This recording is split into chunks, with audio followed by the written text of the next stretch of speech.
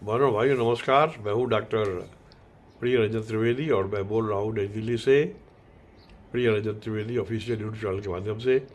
आज 20 जून है, जानिए आज के दिन की वार्ता क्या है। आज विश्व उत्पादकता दिवस है और साथ साथ आज विश्व शरणार्थी दिवस भी है। तो दोनों जानिए दोनों दिन की वार्ता क्या है, दोनों जो सा विषय है इसके बारे में विस्तार से जाने। अभी उत्पादकता की बात आई। उत्पादकता क्या है?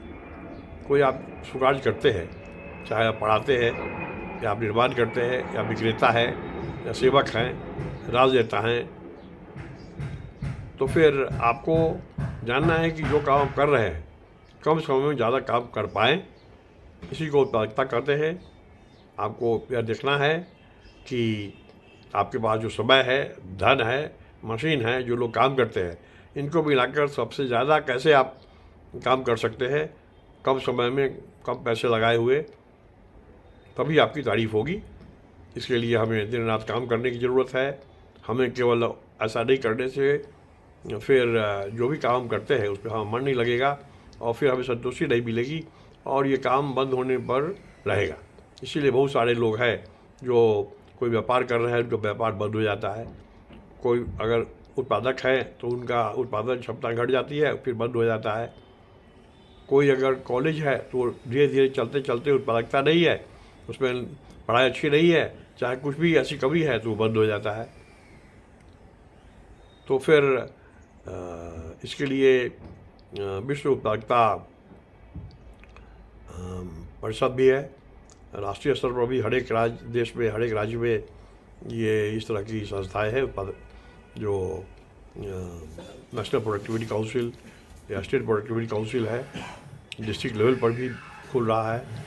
तो ये बड़ा आवश्यक है कि उत्पादकता के बारे में हम सोचें और सोचने से ही विश्व का कल्याण होगा, राष्ट्र का कल्याण होगा। उत्पादकता बढ़ेगी तो हम आगे बढ़ेंगे, हम संपन्न होंगे। दूसरा कारण है आज के दिन के बनाने का कि आज विश्व शरणार्थी दिवस है। शरणार्थी वो है जो अपने देश को छोड़ते हैं किसी कारणवश, चाहे लड़ाई हो या बंटवारा हो, किसी भी तरह जब दूसरे देशों में जाते हैं तो शरणार्थी कहलाते हैं। उनकी हालत दयनीय होती है। हम लोगों ने देखा है कि वर्ष 1947 में जब भारत आज़ाद हुआ, इसके दो टुकड़े हो गए, पाकिस्तान और हिंदुस्तान।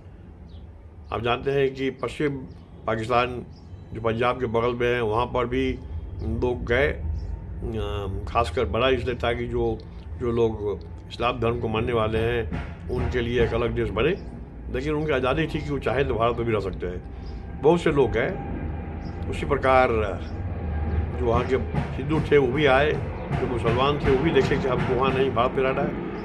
जो भी भारत में वहाँ से लौटे और बंगाल के बगल में जो उसमें पूर्वी पाकिस्तान था, इसका नाम बाद में 1971 के बाद बांग्लादेश हो गया, तो वहाँ के लोग जो भी आए तो बड़े कष्ट में थे, बड़ी दयनीय स्थिति थी। उन्हें फिर पुनर्वास मंत्रालय ने उन्हें रहने को जगह दिया।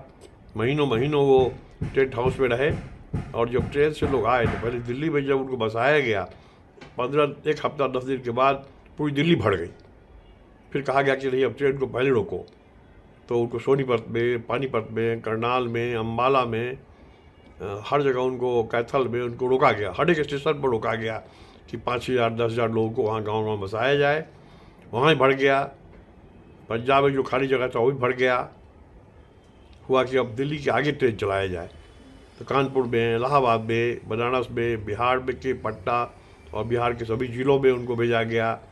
तो उसके अलावा फिर उनको मध्य प्रदेश की तरफ, राजस्थान की तरफ, छत्तीसगढ़ की तरफ, उनको फिर महाराष्ट्र की तरफ भी भेजा गया, गुजरात की तरफ भेजा गया। कहने का मतलब कि पूरे भारतवर्ष में वो छा गए और फिर भी बड़े मेहनत के साथ काम करते करते आज वो फिर काफ़ी मेहनती बन गए हैं और टाइम लगा उनको।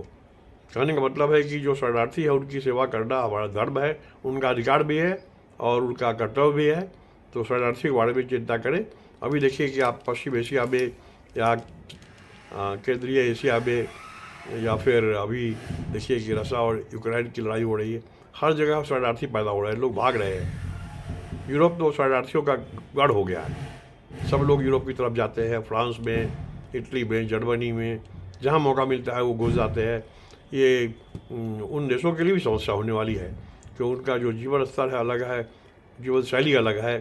तो इसके लिए क्या करना है, एक अंतर्राष्ट्रीय समस्या है, इस पर चिंता होना चाहिए और जहाँ तक हो सके उनको मदद करनी चाहिए हमें। तो अब हम कल 21 जून के बारे में अलग से बातें करेंगे। तब तक के लिए धन्यवाद। जय हिंद।